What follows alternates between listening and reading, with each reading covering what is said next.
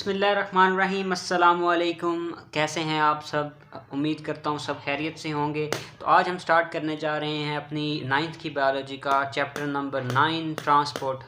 ठीक है, तो ये हमारा लास्ट चैप्टर है बायोलॉजी का और ये इम्पोर्टेंट चैप्टर है क्योंकि इसमें हमने ट्रांसपोर्ट के बारे में पढ़ना है और ये इसमें से काफ़ी शॉर्ट क्वेश्चंस भी आते हैं और आपके लॉन्ग का भी एक काफ़ी सारा लॉन्ग के लिए भी ये इम्पोर्टेंट है। ठीक है, तो मैं इंशाल्लाह उम्मीद है कि मैं इस साल की जो स्कीम है वो अपलोड कर दूंगा कि कहाँ से कितने कितने क्वेश्चंस आने हैं। तो वो भी आप लास्ट पे ये जैसे ही चैप्टर ख़त्म होता है तो मैंने 10th क्लास की बायोलॉजी स्टार्ट करनी है तो उस वक्त मैं ये पहले 9th के बारे में ना सारी चीज़ें अपलोड कर दूंगा। ठीक है, तो स्टार्ट करते हैं अपना चैप्टर ट्रांसपोर्ट वाला यहाँ से। ठीक है, इधर वो कहता है कि हमें पता है we know that life of organism is a product of complex metabolic processes occurring in them, कि जानदारों की जो ज़िंदगी है ना वो ना क्या है, वो एक प्रोडक्ट है किस चीज़ का? कम्प्लेक्स मेटाबॉलिक प्रोसेसेस का, जो कि उनके अंदर हो रही होती हैं। जानदारों को ज़िंदा रहने के लिए बहुत सारी मेटाबॉलिक प्रोसेसेस करनी पड़ती हैं। ठीक है, in order to run their metabolism, अपना मेटाबॉलिज्म उन्हें चलाने के लिए जितने भी उनके अंदर रिएक्शन केमिकल रिएक्शन हो रहे हैं उनको अपनी ज़िंदगी को बरकरार रखने के लिए सेल्स नीड सम मटेरियल्स, उनको कुछ चीज़ों की ज़रूरत होती है सेल को फ्रॉम इन्वायरमेंट, माहौल से, and also need to dispose some materials into the environment. Simple बात है कि जब जानदारों को मेटाबॉलिज्म चलाने के लिए कुछ चीज़ों की ज़रूरत होगी और कुछ चीज़ें वो इन्वायरमेंट से ले रहे होंगे। ठीक है, और कुछ चीज़ों को वो इन्वायरमेंट से अपने अंदर से बाहर भेज रहे होंगे। ठीक है, देखें उसने यही बात की है। इधर मैं आपको थोड़ा सा एक्सप्लेन करता हूँ कि ये एक सेल है। ठीक है, ये एक सेल है, इसको मेटाबॉलिक एक्टिविटीज़ इसने करनी है। ठीक है, मेटाबॉलिज्म करना है इस सेल ने, तो इसको कुछ मटेरियल चाहिए होगा, वो मटेरियल अपने अंदर लेगा। ठीक है, कुछ मटेरियल माहौल से लेगा, माहौल से कुछ मटेरियल लेगा, पानी ले लेगा या फिर नमकियात ले लेगा, साल्ट्स लेगा, वाटर लेगा, प्रोटीन लेगा, एंजाइम्स लेगा, कुछ भी माहौल से ये कुछ लेगा और कुछ वेस्ट प्रोडक्ट जो हैं, वेस्ट प्रोडक्ट या फिर अपने कुछ और चीज़ें जो है वो बाहर भेजेगा। तो वही यही कह रहा है, मेटाबॉलिज्म चलाने के लिए कोई चीज़ें हमें चाहिए होती हैं और कोई चीज़ें हम बाहर डिस्पोज कर रहे होते हैं, हमारे सेल और हम भी। ठीक है, तो आगे वो कहता है क्या कहता है आगे? वो कहता है for this purpose material are transported to and from the cell, इसी मकसद के लिए जो सेल को या जो जानदार को चीज़ें चाहिए होती हैं उनको ट्रांसपोर्ट करना, उनकी तरसील करना, उनको एक जगह से दूसरे जगह ले जाना, हम इस चैप्टर में पढ़ेंगे। One method for the movement of molecule is diffusion, एक मेथड है डिफ्यूजन का जो कि हमने चैप्टर नंबर 4 में पढ़ा भी है। But it alone can not fulfil the needs, एक तो तरीका है कि हम डिफ्यूजन करके ना सब्सटेंसेस अंदर ले लें, लेकिन ये जो तरीका है ना ये हमारी जितनी भी सेल को जितनी ज़रूरियात होती हैं ना उन पे पूरा नहीं उतरता। सेल को डिफ्यूजन के अलावा भी कुछ ऐसे काम करने पड़ते हैं ताकि वो अपने अंदर जो उसे चीज़ें रिक्वायर हैं वो अपने अंदर जो है ट्रांसपोर्ट उनको कर ले। It takes much time for materials in solution to diffuse even a few inch। अब उसने उसके बाद का एक्सप्लेन भी कर दिया कि डिफ्यूजन जो है उसको ना बहुत ज़्यादा टाइम लगता है, एक जगह से डिफ्यूजन के ज़रिए जो चीज़ जाएगी ना सेल के अंदर उसको बड़ी देर लगेगी, इवन उसको एक इंच का सफ़र करने में भी काफ़ी वक्त लग जाएगा हमें। मैं आपको इधर से थोड़ा सा ना एक्सप्लेन करके बताता हूँ ताकि आपको अच्छा समझ आए। ये एक सेल पड़ा हुआ है। ठीक है, इसके इर्द गिर्द काफ़ी और ढेर सारे सेल पड़े हुए हैं। ठीक है, ये सेल पड़े हैं क्योंकि एक जानदार है, आपको पता है मिलियंस ऑफ सेल से मिलके बना हुआ है। ठीक है, ये सारे उसके इर्द गिर्द सेल पड़े हुए हैं और ये सेल है, इस सेल को पानी चाहिए। ठीक है, अब पानी चाहिए या कोई भी एक चीज़ चाहिए, प्रोटीन चाहिए, वो प्रोटीन इधर इन्वायरमेंट में पड़ा हुआ है, इधर ये प्रोटीन ये इन्वायरमेंट में पड़ा हुआ है। तो इसको इधर आने में पहले वो इस सेल में आएगा, फिर इधर आएगा, फिर इधर आएगा, इधर आएगा, इधर आते आते इतना वक्त लग जाएगा इसको आने में, इस चीज़ को। तो डिफ्यूजन जो है ना, डिफ्यूजन ये एक स्लो प्रोसेस है। क्या है? स्लो प्रोसेस है। इसके ज़रिए क्या होता है, इसके ज़रिए जो हमें है ना पौधे जो होते हैं या जानवर जो होते हैं, जो सेल होते हैं, उनकी ज़रूरियात पूरी नहीं होती। इसीलिए उन्हें डिफ्यूजन के अलावा भी कोई अमल चाहिए, कोई ऐसी चीज़ चाहिए जिससे वो अपनी ट्रांसपोर्ट इस मटेरियल की इधर कर ले। ठीक है, डिफ्यूजन का आपको पता है, हमने चैप्टर नंबर 4 में पढ़ा था, फिर भी मैं आपको एक दफ़ा डिफ्यूजन दिखा देता हूँ कि डिफ्यूजन क्या होता है। डिफ्यूजन क्या होता है, इधर था, ये रहा। डिफ्यूजन एक मूवमेंट है मॉलिक्यूल की from higher concentration to the area of lower concentration. ठीक है, along concentration gradient. Diffusion simple ये है, ये एक सेल की एक दीवार मैंने बना दी है, ये हमारा इन्वायरमेंट है बाहर का और ये सेल के अंदर का इन्वायरमेंट है। ठीक है, ये सेल, ये माहौल है, ठीक है, बाहर वाला इन्वायरमेंट है, और ये सेल है, और ये सेल की सेल वाल है या सेल मेम्ब्रेन है। ठीक है, एक अगर डिफ्यूजन इधर से इधर होनी है ना, बाहर से कोई चीज़ अंदर जाएगी ना, तो इधर उस चीज़ को ज़्यादा होना पड़ेगा। इधर देखें 20-30 वो चीज़ें पड़ी हैं, और इधर 2-3 हैं। तो डिफ्यूजन होने का ये डेफिनेशन है कि हाई कंसंट्रेशन से लो कंसंट्रेशन की तरफ जाने को क्या कहते हैं, डिफ्यूजन कहते हैं। समझ आ रही है आपको कि यहाँ पे ज़्यादा चीज़ें थी, वो इधर तब भी जाएंगी जब इधर ज़्यादा होंगी, क्योंकि यहाँ प्रेशर बन जाएगा, ढेर सारी चीज़ें पड़ी होंगी, और वो इधर से फिसल के सेल मेम्ब्रेन को क्रॉस करके सेल के अंदर चले जाएंगे, तो इसको कहते हैं डिफ्यूजन। ठीक है, और अगर इधर फॉर एग्जांपल इधर ज़्यादा चीज़ें हैं और हमने इस चीज़ को फिर भी बाहर भेजना है, पहले भी इधर ज़्यादा है और फिर भी हम इधर कम है, इनको इधर भेजना है, तो इसको कहते हैं एक्टिव ट्रांसपोर्ट। इसके लिए हमें एनर्जी रिक्वायर होती है, हमें ताकत की ज़रूरत होती है। ठीक है, तो ये एक्टिव ट्रांसपोर्ट भी मैंने आपको एक दफ़ा रिवाइज़ करवा दिया। नेक्स्ट मूव करते हैं जी आगे, वो क्या कहता है। फॉर ट्रांसपोर्ट ऑफ मटीरियल को एक जगह से दूसरी जगह ले जाने के लिए diffusion can work only in unicellular organism and simple multicellular organism. Transfusion तब हमारे लिए काम आती है, जो ट्रांसफ्यूजन कह रहे हैं, डिफ्यूजन जो है वो हमें तब काम आएगी जब जो पौधे हैं या जो जानदार हैं वो यूनिसेलुलर होंगे या फिर वो सिंपल मल्टीसेलुलर होंगे। जैसे कि अगर कोई यूनिसेलुलर है, उसके पास सेल ही एक होगा, ठीक है, वो इधर से इस चीज़ को इधर देखें ना, ये एक सेल है, इसको कुछ चाहिए, वो इधर पड़ा हुआ है, वो क्या करेगा, डिफ्यूजन के ज़रिए इसको अंदर लेके आ जाएगा, सिंपल, उसको उसकी ट्रांसपोर्ट पूरी हो जाएगी। लेकिन अगर कोई मल्टी सेलुलर है, उसके इर्द गिर्द सेल होंगे तो उसको आने में देर लगेगी। तो वो कह रहा है अगर कोई यूनिसेलुलर है ना, यूनिसेलुलर ऑर्गेनिज्म, यूनिसेलुलर का मतलब एक सेल से मिला हुआ, जो मिल के जो बनता है, यूनी मतलब एक सेलुलर, एक सेल वाला जो जानदार है, उसके लिए डिफ्यूजन ही काफ़ी है एक जगह से दूसरी जगह मटीरियल को ले जाने में। ठीक हो गया। और सिंपल यूनिसेलुलर भी है और सिंपल मल्टीसेलुलर ऑर्गेनिज्म भी जो होते हैं वो भी इसी तरह होते हैं, बिकॉज क्योंकि उनकी जो बॉडी होती है वो इन्वायरमेंट के साथ डायरेक्ट कांटेक्ट में होती है। देखें, ये एक सेल है और उसके बाहर वाला सारा इन्वायरमेंट उसके डायरेक्ट कांटेक्ट में है, उसके साथ बाहर ही पड़ा हुआ, बिल्कुल उससे मुंसलिक है, जैसे मेरी स्किन के साथ बाहर वाला इन्वायरमेंट इंटैक्ट है। ठीक है, तो ये वो बात कर रहा है। ठीक है, आगे वो कहता है in complex multicellular bodies cell are far from environment. जो सेल पड़े होते हैं वो इन्वायरमेंट से दूर होते हैं, and such bodies need a comprehensive system for transport of material. और इस तरह के जो बॉडीज़ होती हैं, इस तरह के जो जानदार होते हैं, उनको एक कम्प्रीहेंसिव किस्म का एक सिस्टम चाहिए जिससे वो अपने मटीरियल की ट्रांसपोर्ट कर पाएँ। ठीक हो गया, जैसे कि मैंने पहले एग्जांपल दी थी, ये सेल पड़ा और इसके ढेर सारे इधर सेल पड़े हैं, इधर सारे सेल पड़े हैं, और इधर कोई चीज़ इस सेल के अंदर आनी है तो बहुत ज़्यादा टाइम लगेगा उसको आने में। तो इनको एक कम्प्रीहेंसिव सिस्टम की ज़रूरत है ताकि वो अपनी ट्रांसपोर्ट जो है कर पाएँ। ठीक है, नेक्स्ट आगे मूव करते हैं, ट्रांसपोर्ट इन प्लांट्स। इसमें ये रिकॉल वाला भी देख लें। Cell are primary site for metabolic processes. Cell के अंदर भाई मेटाबॉलिक प्रोसेसेस हो रही होती हैं। प्राइमरी साइट का मतलब है बुनियादी जो जगह है ना मेटाबॉलिज्म होने की, वो सेल है।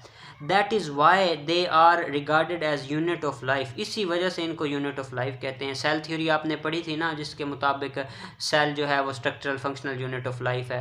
ठीक है, इसीलिए इसको structural and functional unit of life कहते हैं, क्योंकि सारे बुनियादी काम इसी के अंदर हो रहे होते हैं। आगे पढ़ते हैं, transport in plants. Water is vital to plant life. पानी जो है प्लांट की ज़िंदगी के लिए बहुत ज़रूरी है। It is necessary not just for photosynthesis.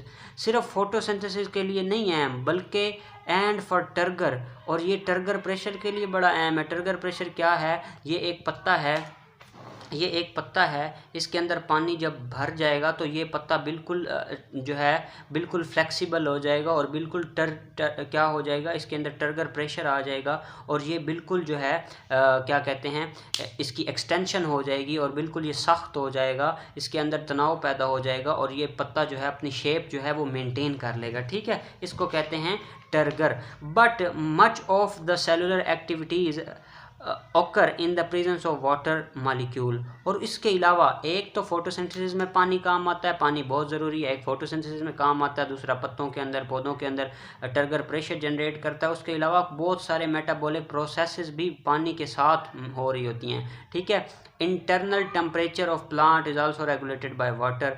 जो पानी है वो जो पौधों का जो इन्वायरमेंट, पौधों का जो दर्जा हरारत है उसको भी मेंटेन कर रहा होता है। कितने काम हो गए, फोटोसिंथेसिस में काम कर रहा होता है, टर्गर प्रेशर में काम कर रहा होता है, और उसके अलावा मेटाबॉलिक सेलुलर एक्टिविटीज़ इसमें हो रही होती हैं। पानी जो है वो हमारे पौधों का क्या, जो हमारे पौधे होते हैं या जो भी पौधे होते हैं उनका जो टेम्परेचर है उसको भी मेंटेन कर रहा होता है। Land plants get water and minerals from soil. जो पौधे ज़मीन पे होते हैं वो ज़मीन के अंदर से पानी हासिल करते हैं। जो हमारे पास आबी पौधे होते हैं, जो समंदर के अंदर पौधे होते हैं, ऊपर पानी होता है, वो उधर से ले लेंगे। आफ्टर अब्जॉर्प्शन बाय रूट्स, जड़ों से जब पानी अब्जॉर्ब हो जाता है, water and minerals have to be transported to aerial part of the body. जब वो एक पत्ता, मैं आपको बताता हूँ, वो ये कहना चाह रहा है, ये सोइल है, ये ज़मीन है, ठीक है, इसके अंदर ये पौधे की जड़ें हैं, ठीक है, और ये एक ऊपर पौधा बना हुआ है, ठीक है, ये एक पौधा बना हुआ है, ठीक है, इसके पास ये पत्ते वगैरह हैं, ये भी पत्ता है, ये फिर ऊपर पत्ते पत्ते पत्ते और इधर एक फूल है। ठीक है, तो वो कहता है जब पानी या नमकियात यहाँ से जड़ों में से जज़ब होती है ना, यहाँ पे पानी पड़ा था, ये पानी जब जज़ब होगा इसको ऊपर जाना होगा, इसकी ट्रांसपोर्ट, हम इस पानी को ऊपर ट्रांसपोर्ट करेंगे, यहाँ से यहाँ इस पानी की तरसील करेंगे।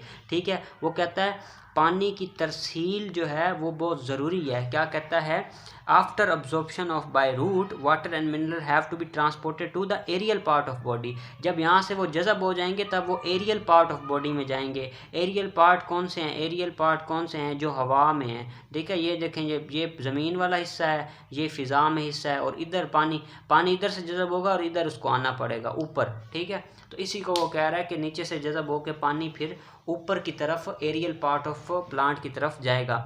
सिमिलरली जो फूड पत्तों के अंदर बनता है बाय फोटोसिंथेसिस, उसको भी ट्रांसपोर्ट होना होता है एक जगह से दूसरी जगह, या उसको एक जगह से दूसरी जगह स्टोर होना होता है, तो उसका भी यही सेम मैकेनिज़्म है कि ये पत्ता है, फोटोसिंथेसिस आपने पढ़ लिया हुआ है, इसके अंदर फोटोसिंथेसिस होगा, सूरज के ऊपर से रोशनी आएगी, फोटोसिंथेसिस होगा, इसके अंदर इधर ग्लूकोज या खुराक बनेगी, इस खुराक को इधर ज़रूरत होगी इस खुराक की, तो इस खुराक को इधर आना पड़ेगा ना, तो इसकी भी ट्रांसपोर्ट हमें करनी पड़ेगी। तो इसीलिए ट्रांसपोर्ट बड़ी ज़रूरी है पौधों के अंदर, हमारे अंदर, हर किसी के अंदर। ठीक हो गया, बेसिक बातें मैंने आपको सारी एक्सप्लेन कर दी। मज़ीद कोई क्वेश्चन हो तो भी आपने पूछ लेना है। नेक्स्ट अब हम मूव करते हैं इसके ऊपर, all land plant except mosses and liverworts. जो जितने भी हमारी ज़मीन के ऊपर पौधे हैं ना, सिर्फ काई वगैरह के अलावा, have developed complex vascular tissues xylem and phloem.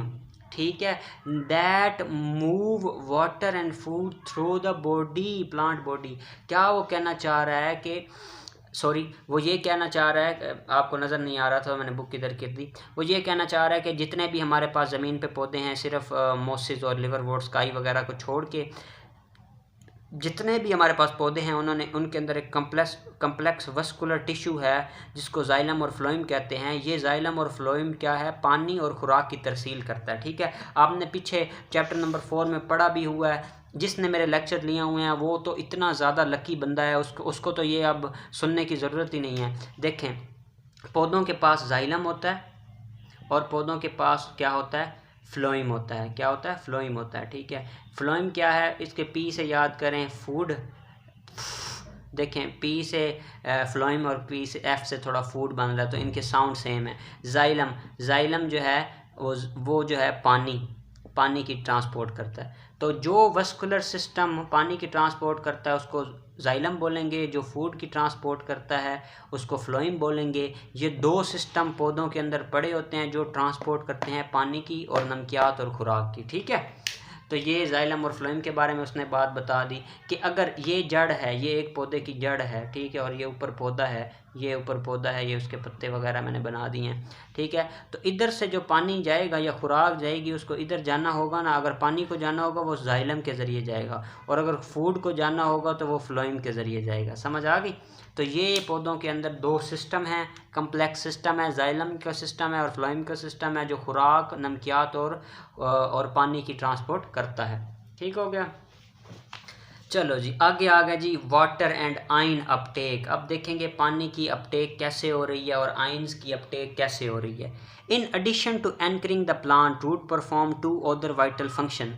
जो जड़ें हैं ना, एक तो वो ना एंकर करती हैं, मतलब जकड़े रखती हैं पौधों को उसकी जगह पे, और उसके अलावा भी दो और काम कर रही होते हैं। कौन कौन से दो काम कर रहे होते हैं? पहला काम ये कर रहे होते हैं कि पानी और नमकियात को जज़ब कर रही होती हैं। दूसरा काम जो है, इनके अंदर कंडक्टिव टिश्यू पड़ा होता है। क्या होता है कंडक्टिव टिश्यू? जो हमने अभी पढ़ा है, जाइलम और फ्लोएम भी रूट्स के अंदर पड़ा होता है, ठीक है। अब देखें, ये एक जड़ है, ठीक है, जड़ ये ज़मीन के अंदर एक तो पौधे को यहीं पे जकड़े रखेगी, उसके अलावा दो काम करेगी, एक पानी ले जाएगी और दूसरा इसी के अंदर जाइलम और फ्लोएम भी पड़े होंगे इस जड़ के अंदर, ठीक है ना। इस जड़ के अंदर जाइलम और फ्लोएम भी पड़े होंगे और ऊपर पौधा होगा, ठीक है, और ये फूल बन गया। तो आगे वो क्या कहता है? आगे वो कहता है द कंडक्टिव टिश्यू जाइलम और phloem of the root are grouped in the center to form rod shaped core. जो होते हैं ना कंडक्टिव टिश्यू जाइलम और फ्लोएम, वो जड़ के बिल्कुल सेंटर के अंदर पड़े होते हैं, ठीक है। This rod extend throughout the length of root. जो जितनी भी जड़ होती है उसके दरमियान ये सारे जाइलम और फ्लोएम टिश्यू रोड की शक्ल में पड़े होते हैं। आउटसाइड द कंडक्टिंग टिश्यू के बाहर एक नैरो सी लेयर होती है, नैरो मतलब पतली सी एक लेयर होती है थिन वॉल सेल्स की, बिल्कुल पतले पतले से सेल पड़े होते हैं, उनको कहते हैं पेरी सेल्स। ये MCQs है, ठीक है, कि पेरी सेल्स कहाँ पड़े होते हैं? जाइलम और फ्लोएम के बाहर पड़े होते हैं। A single layer of cells called endodermis surround this pericycle. और पेरीसाइकिल के बाहर एंडोडर्मिस की एक लेयर पड़ी होती है। एक्सटर्नल टू दिस, एंडोडर्मिस के बाहर क्या पड़ा होता है? There is a broad zone of cortex. एक चौड़े से सेल पड़े होते हैं, चौड़ा सा एक एरिया आता है, जोन कहते हैं एरिया को, एक जगह है जो चौड़ी सी है, उसको हम कॉर्टेक्स का नाम देते हैं। This consist of large and thin walled cell. इसके अंदर लार्ज, बड़े लंबे लंबे और थिन वाल सेल पड़े होते हैं कॉर्टेक्स के अंदर। Cortex is bounded outside by single layer of epidermal cell. और कॉर्टेक्स के बाहर क्या पड़े होते हैं? एपिडर्मल सेल पड़े होते हैं। Root also have cluster of tiny या टिनी रूट हेयर्स। जो जो जो रूट है ना, उसके बाहर छोटे छोटे बाल की तरह रूट हेयर होते हैं, जड़ बिल्कुल पतली पतली जड़ें होती हैं, which are actually the extension of epidermal cell, जो कि एपिडर्मल सेल की ही एक्सटेंशन है, उसी के आगे उसी की वही epidermal cell root hair cell बना रहे होते हैं। ठीक हो गया। इसके बारे में अभी आपको ना सुकून से बताता हूँ कि ये क्या चीज़ उसने बयान की है और आपको आराम से अभी समझ आ जाएगी। ठीक है, देखें, ये हमने बना ली जड़। ये जड़ को अगर ऊपर से काटे ना तो ये गोल गोल इस तरह की जड़ होगी, ठीक है, नीचे से इस तरह जा रही होगी। जड़ के बिल्कुल सेंटर में हमारे पास जाइलम और फ्लोएम पड़े हैं। ठीक है, जाइलम और फ्लोएम के बाहर एक छोटे छोटे पतले पतले सेल पड़े हुए हैं, छोटे छोटे, इनको कहेंगे पेरीसाइकिल। क्या बोलेंगे?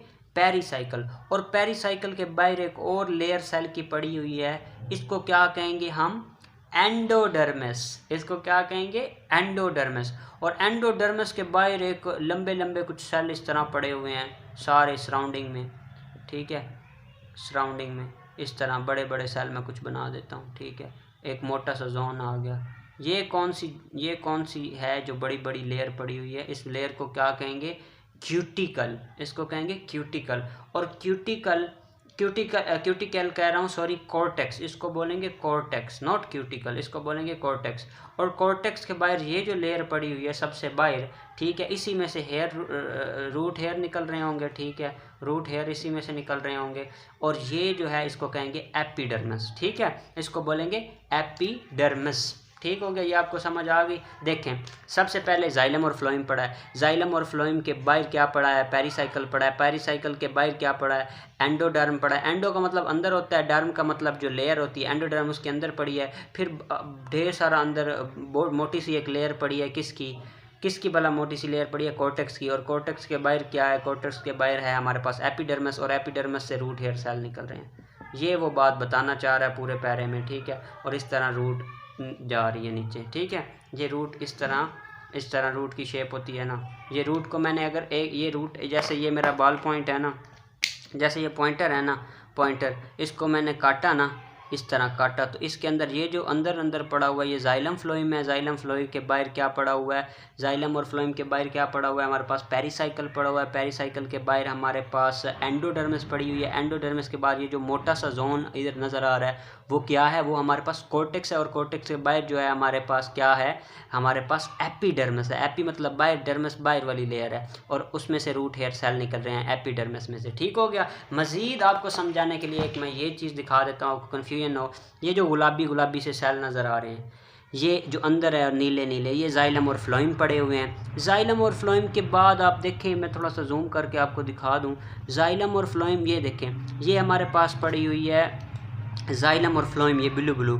और ये जो पिंक पिंक सेल पड़े हुए हैं ना, ये पेरिसाइकिल है, ठीक है, ये पेरिसाइकिल के सेल हैं। उसके बाद ये एक छोटी सी आपको माल्टा सी लेयर नज़र आ रही है, ऑरेंज ऑरेंज, ठीक है। ये जो बाहर है, ये वाली जो लेयर है बाहर, ये है हमारे पास एंडोडर्मस। और ये जो ग्रीन लेयर मोटी सी नज़र आ रही है, ये है कॉर्टेक्स। और कॉर्टेक्स के बाहर एपिडर्मिस पड़ा हुआ है। ये हो गया एपिडर्मिस, ये हो गया एपिडर्मिस, एपिडर्मिस, ठीक है।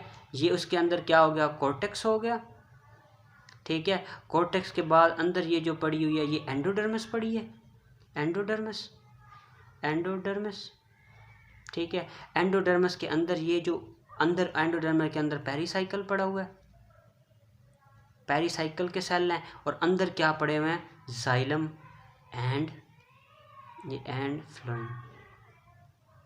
समझ आ गई? होपफुली आपको मैंने जितना समझा दिया है, दिल मेरा कर रहा है कि आपको समझ इस चीज़ की आ गई होगी। बहुत ज़्यादा डिटेल में मैंने आपको समझाया है, और अल्लाह करे आपको समझ आ गई हो। उसके बाद वो कहता है रूट हेयर जो होते हैं provide large surface area for absorption. जो रूट हेयर सेल हैं वो हमें ज़्यादा सारा एरिया प्रोवाइड करते हैं कि हम अब्जॉर्प्शन करें। They grow out into the spaces between soil particles where they are in direct contact with water. जो रूट के सेल हैं, ये देखें, ये जो रूट के सेल हैं ये ज़मीन के अंदर पड़े होंगे, ये रूट हेयर हैं। और यहाँ पे पानी पड़ा होगा, ठीक है, यहाँ पानी पड़ा होगा, ये पानी के डायरेक्ट कांटेक्ट में होंगे, ठीक है। यही वो बात कर रहा है। उसके बाद वो कह रहा है the cytoplasm of the root cell has higher concentration of salt than soil water. अच्छा, जो रूट हेयर के जो सेल होंगे ना, ये देखें मैं आपको समझाता हूँ। ये है हमारे पास एक रूट, ठीक है। रूट के ऊपर ना छोटे छोटे रूट हेयर सेल हैं। अगर इन रूट हेयर सेल को मैं थोड़ा सा बड़ा करके आपको दिखाऊं, इस सेल को थोड़ा सा बड़ा कर, रूट हेयर को बड़ा करके दिखाऊं, तो रूट हेयर जो है ना इस तरह सेल से मिलके बनी हुई है। ये छोटे छोटे सेल इसके अंदर पड़े हुए हैं, ये उनका न्यूक्लियस है। और इसमें से एक सेल को मज़ीद बड़ा कर दूँ तो ये एक सेल है रूट हेयर का, ठीक है। अब इसमें कह रहा है इसके अंदर नमकियात बहुत ज़्यादा होंगी, नमक बहुत ज़्यादा होगा, साल्ट क्या है बहुत ज़्यादा होगा इसके अंदर। और जो बाहर, इसके बाहर ये जो ज़मीन के अंदर, ये रूट ज़मीन के अंदर पड़ी है ना, बाहर वाला जो वाटर है, बाहर जो वाटर मालिक्यूल पड़ा हुआ है, ये वाटर मालिक्यूल पड़ा हुआ है, ये छोटा सा, ठीक है। इसके पास साल्ट है नहीं, तो साल्ट की तरफ जब पानी, जो आपको पता है कि डिफ्यूजन क्या है, डिफ्यूजन क्या है कि लोअर कंसंट्रेशन से हायर कंसंट्रेशन की तरफ पानी का मूव करना, ऑस्मोसिस है वाटर का मूव करना, डिफ्यूजन है from higher concentration to lower concentration पानी का मूव करना, साल्ट की वजह से या नमकियात की वजह से, ठीक है। तो पानी जो है वो नमक की तरफ अट्रैक्ट होगा, नमक पानी को खींचेगा, वो रूट सेल में आएगा, रूट सेल से फिर इधर रूट के ऊपर जाता जाता पौधे के ऊपर चला जाएगा, ठीक है। तो ये बात वो कर रहा है, ठीक हो गया। उसके बाद कहता है after their entry into root hairs water and salt through intercellular spaces और थ्रो सेल्स, सेल के ज़रिए पास करते जाएंगे, प्लाज्मोडेस्माटा से पास करते जाएंगे, and each xylem and phloem, और जाइलम और फ्लोएम तक चले जाएंगे। वंस इन जाइलम, जब वो जाइलम में चले जाएंगे उसके बाद एरियल पार्ट ऑफ प्लांट में चले जाएंगे, ठीक है। देखें ये है ना रूट, ठीक है, ये रूट है, ये एक रूट है, ये उसके ना ये हेयर सेल पड़ा हुआ है, ये हेयर सेल, इसके अंदर पानी आया। जब इसके अंदर पानी आया तो इधर दरमियान में हमने अभी देखा था, दरमियान में एक ट्यूब पड़ी है जाइलम फ्लोएम। जब ये जाइलम फ्लोएम में आएगी तो ये ज़मीन के बाहर वाला हिस्सा है और ये तना है, ठीक है, पौधे का, और ये पत्ते वगैरह और ये फूल वगैरह सब कुछ है, ठीक है। तो इधर से ये ट्यूब सारी अंदर पड़ी होगी, इधर से पानी ऊपर जाएगा, इधर से फिर पत्ते में चला जाएगा, ठीक है। तो ये वो बात इस तरह बता रहा है कि जब पानी ज़मीन से आया पानी रूट में, रूट से फिर रूट सेल के ज़रिए प्लाज्मोडेस्माटा के ज़रिए इधर पहुंचा, इधर से वो जाइलम फ्लोएम के जाइलम के ज़रिए पत्तों तक, और एरियल पार्ट में जो ज़मीन से ऊपर वाले हिस्से हैं उनको एरियल पार्ट बोलेंगे, जो उन हिस्सों में जाएगा और उन हिस्सों में फिर जाके उसे अपना जो काम करना होगा वो काम करेगा। इधर एक प्लाज्मोडेस्माटा की बात की है, जो मैंने आपको बताया था कि रूट हेयर का इस तरह के एक सेल होता है। रूट हेयर ढेर सारे सेल से मिलकर बनी होगी ना, तो एक सेल, दो सेल, तीन सेल, इनके अंदर ना छोटे छोटे इस तरह के चैनल होते हैं। पहले पानी इधर इस सेल के अंदर आएगा, पानी फिर होता हुआ इधर जाएगा, फिर इधर से इधर जाएगा, इधर से फिर वो आगे रूट के अंदर चला जाएगा और रूट से फिर जाइलम फ्लोएम के अंदर चला जाएगा। तो वो कह रहा है ये जो छोटे छोटे होल है ना सेल के अंदर, इनको कहते हैं प्लाज्मोडेस्माटा। ये सेल वाल के अंदर होते हैं। हमने इधर पढ़ा भी था चौथे चैप्टर के अंदर, मैं आपको फिर से एक दफ़ा छोटी सी रिवीजन करवा देता हूँ ताकि आपको ये भूले ना चीज़ें, आपको साथ साथ हर चीज़ रिवाइज होती जाए।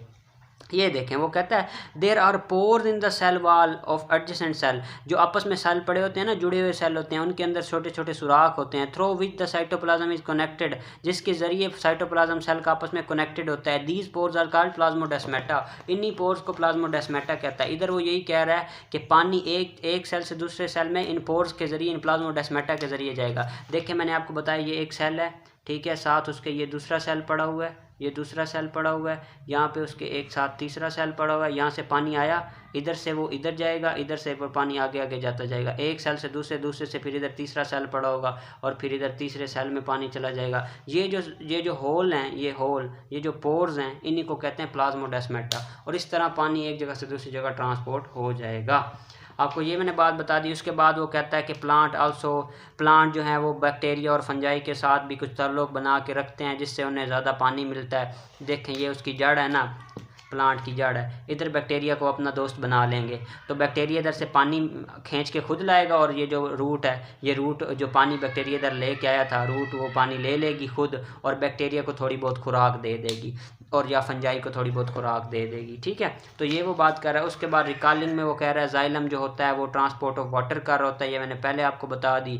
और जो इसके अंदर ट्रैकियोइड्स और वेजल एलिमेंट पड़े होते हैं, और फ्लोएम जो होता है वो खुराक की तरसील, ऑर्गेनिक मैटर की तरसील कर रहा होता है। तरसील को कहते हैं ट्रांसपोर्ट, और ये सीव ट्यूब और कंपेनियन सेल पे मुश्तमिल होता है। Water always move from area of higher water potential to the area of lower water potential। पानी जहाँ पे ज़्यादा होगा, हमेशा पानी ज़्यादा जगह, जिस जगह पे ज़्यादा होगा उस जगह से उस जगह उस तरफ जाएगा जिस जगह पानी कम होगा, ठीक है। यही कहना चाह रहा है कि यहाँ पे एक जगह है इस तरह, यहाँ पानी ज़्यादा है और यहाँ पानी कम है, तो पानी इस तरफ नीचे आएगा ना, तो हाई पोटेंशियल से पानी लो पोटेंशियल की तरफ आएगा, ठीक है। ये वो बात कर रहा है। उसके बाद वो कहता है the relationship between concentration of solute and water is inverse. लेकिन सोल्यूट और वाटर पोटेंशियल का आपस में ताल्लुक क्या है, इनवर्स है, उल्टा ताल्लुक है, ऑपोजिट ताल्लुक है, इनवर्स ताल्लुक है। इसको मैं आपको समझाता हूँ। When there is a lot of solute water potential is low and vice versa, ठीक है। अब इसका क्या मतलब है, इसका सिंपल यही मतलब है, मेरा यार टिश्यू पेपर किधर गया, यही मतलब है इसका कि यार ये एक टंकी है, ये एक सेल है, ठीक है। सेल के अंदर ढेर सारा साल्ट पड़ा हुआ है, ये सेल क्या हो गया है, हाइपरटोनिक सेल हो गया, हाइपरटोनिक। लेकिन यहाँ पे पानी क्या है, पानी तो कम है। जहाँ पे सल्यूट ज़्यादा होगा वहाँ पानी कम होगा, यानी वाटर यहाँ पे कम है और नमकियात यहाँ पे ज़्यादा है। हाइपरटोनिक इन्वायरमेंट में पानी कम होगा, सल्यूट जो है ज़्यादा होगा, ठीक है। और जहाँ पे ये एक दूसरा सेल है, इसमें पानी बहुत ज़्यादा है लेकिन सल्यूट बहुत कम है, ठीक है। तो यही कह रहा है कि जहाँ जिस एरिया में जो हाइपरटोनिक एरिया होता है उसमें वाटर पोटेंशियल कम होता है, ठीक है। और जो ज़्यादा पानी वाला एरिया होता है उसमें सल्यूट कम होता है, उसमें हाइपोटोनिक वो होता है। और पानी हमेशा जिधर सल्यूट ज़्यादा होगा उधर मूव करेगा। अब यहाँ पे जो पानी पड़ा हुआ है, यहाँ पे हाई पोटेंशियल वाला जो पानी पड़ा हुआ है वो हमेशा इस तरफ आएगा। तो ये बात कर रहा है। Thank you so much. Video में कोई भी डाउट हो, कोई भी क्वेश्चन हो, आप मुझसे पूछ सकते हैं। मिलते हैं नेक्स्ट वीडियो में। Thank you so much. अल्लाह हाफ़िज़।